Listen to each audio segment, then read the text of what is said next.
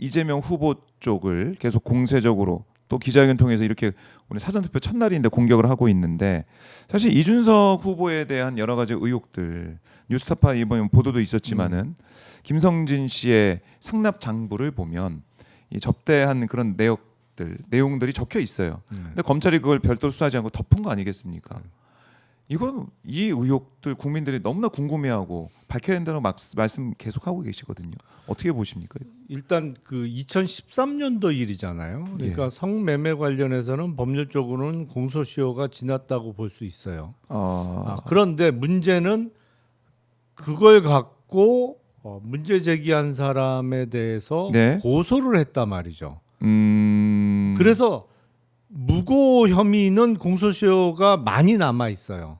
결국에는 성매매 의혹은 공소시효 문제 때문에 결국엔 이준석 후보가 타인을 고소한 게 무고 아니냐 이 부분이 문제가 됐던 것이거든요.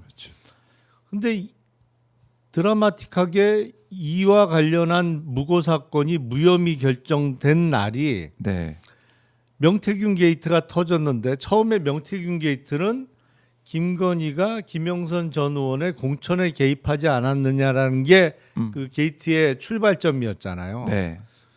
그 당시 대통령의 영부인이 정당에 특히 여당의 공천에 개입해서는 안 되는 거죠. 그건 누가 봐도 공천 개입인데 그걸 갖고 이준석 후보의 첫 일성이 뭐였냐면 선의의 조언, 선의의 정치적 조언이라고 얘기를 했어요. 사실은 그때부터 저하고 좀 이렇게 삐걱거리면서 어긋나기 시작했는데 그게 말이 되냐 도대체. 그 조언이 대통령의 영부인이 정치인한테 여당 정치인한테 당신은 어디 가라라고 언급하는 게 어떻게 그게 조언일 수가 있냐. 더군다나 윤석열 정부는 진짜 실세가 V1, 대통령이야 영부인이야 뭐 V1 V제로 논란이 있을 정도였는데 근데 말도 안 되는 일종의 쉴드를 쳤잖아요. 맞아요. 근데 공교롭게 그때 무고 혐의에 대해서 무혐의 결정이 났단 말이죠. 그 얘기를 마저 했던 기억이 있네요. 그 이상하다. 그랬는데 아니 평소에 더군다나 상대방에 대한 공격으로 정치적 성장을 해왔던 이준석 후보라면 지금도 보세요. 누구보다도 그 부분에 대해서 그러니까 김건희의 공천 개입 의혹에 대해서 강한 톤으로 강한 표현을 썼어야 돼요. 그러면서 본인의 선명성을 부각시켰어야 되는데 스타이상 그 부분에선 말도 안 되는 일종의 쉴드를 쳤단 말이에요. 근데 나중에 보니까 그게 며칠 있다 알려졌어요. 무혐의 결정을 받은 게 이거 뭐지? 그런 생각이 들 수밖에 없죠. 그러니까 자신의 이해관계에 따라서 말을 왔다 갔다 바꾸는 거 아니냐라고 생각할 수밖에 없죠. 이게 그러면 끝난 겁니까? 아니면은 아직 수사 더 할 수 있다? 아니면 더 들여다볼 여지가 있다? 이렇게 보십니까? 그때 이준석 후보를 무고죄로 고소한 사람이 검찰의 무혐의 결정에 대해서 항고를 제기했어요. 항고를 제기했는데 그게 작년 9월이니까 꽤 오래됐죠 벌써. 그렇죠.